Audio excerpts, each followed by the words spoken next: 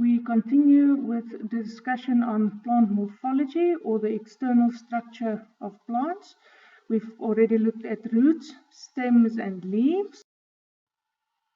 And now we will again be moving further up in a plant, and we'll be focusing on the flowers. So the question is, what is a flower? And the botanical definition of a flower, it's a metamorphic short stem with specialized function of reproduction. So it's basically just a stem with that specialized function of reproduction. It originates from the growth point of the stem or at an axillary bud. So it either develops at the tip of the stem or the terminal bud, or at an axillary bud, which is situated between a stem and a leaf. And in some cases, flowers are grouped, and that is called an inflorescence.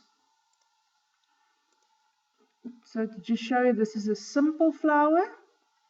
And then you also have something like the sunflower, where there's a number of flowers on the inside of this big, what we call flower.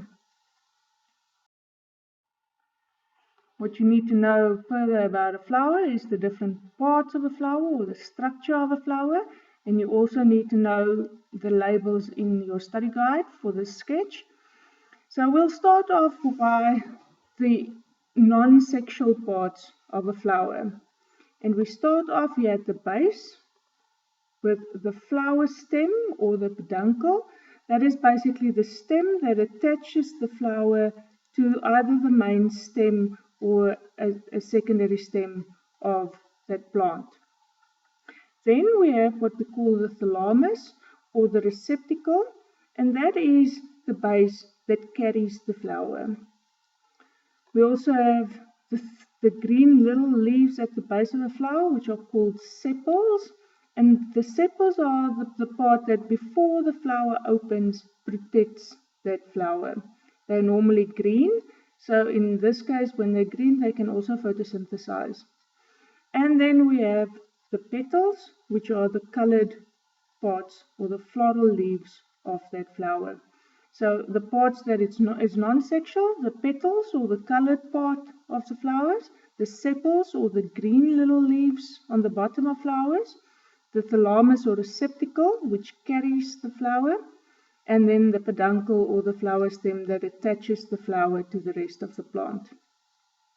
Then we have the male part of a flower, and this is this part here at the top. The whole thing is called a stamen, and the stamen consists of the anther, which is normally yellow and contains the pollen, or the male gametes of a flower or a plant, and the anthers are normally attached to the receptacle, or the thalamus, by a filament. So the male parts of a flower is basically the anther and the filament, and together they are called the stamen of a plant. And the female parts are a little bit more complex, as with women in general. We are more complex than men. The whole female part of a flower is called the pistil, and that consists of 4 parts. The first part is called the stigma, which is a sticky top part of the female parts of a flower, where the pollen normally lands. Then we have a little tube-like structure, which is called the style, and then the ovary at the bottom, which holds the ovule, or the female egg cell. So the non-sexual parts, the peduncle, the thalamus, the green sepals, and the colored petals. The male part of the flower, the stamen, which consists of the anther and the filament, and the female part of a flower that consists of, or that's named the pistil, that consists of the stigma, the style, and the ovary. The ovary has the ovule with the embryo sac. Now, gentlemen, just to give you some tips on Valentine's Day, if you give your girlfriend a daisy, one single daisy, you're actually giving her a bunch of flowers.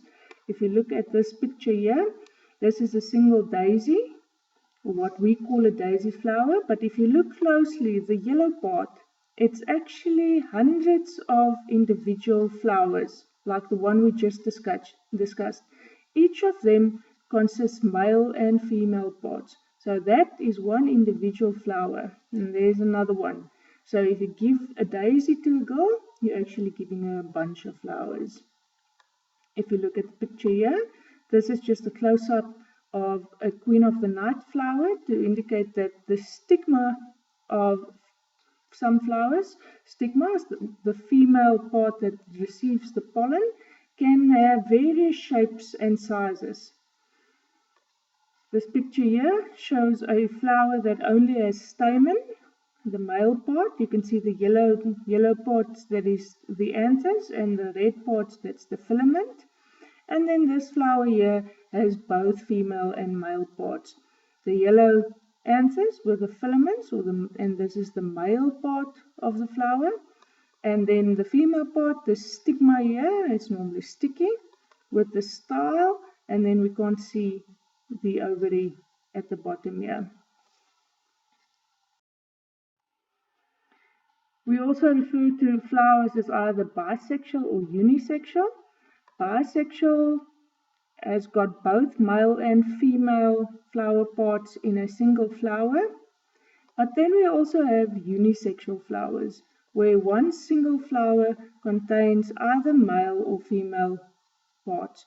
So this flower here, it contains the female parts, the stigma at the top, a short style, and then a big ovary, while another flower contains the male parts, where you can see the stamen, the whole stamen here with the anther and the filament.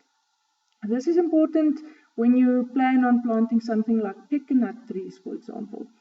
Pecanut trees have got male plants and female plants. So you've got a male tree that only carries male flowers, like this one, and you've got trees that only carry female flowers.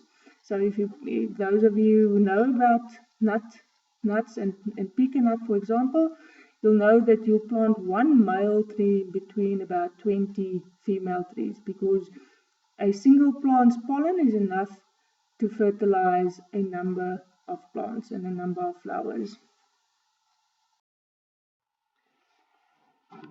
The distinction between monocotyledonous flowers and dicotyledonous flowers are again important, and the grass flower looks a bit different to a normal flower, but it has all the same structures as a dicotyledonous flower.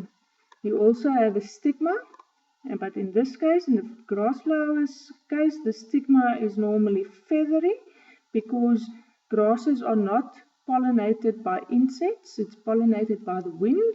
So the stigma needs to be feathery and very sticky, so that the pollen that blows in the wind gets trapped on the stigma.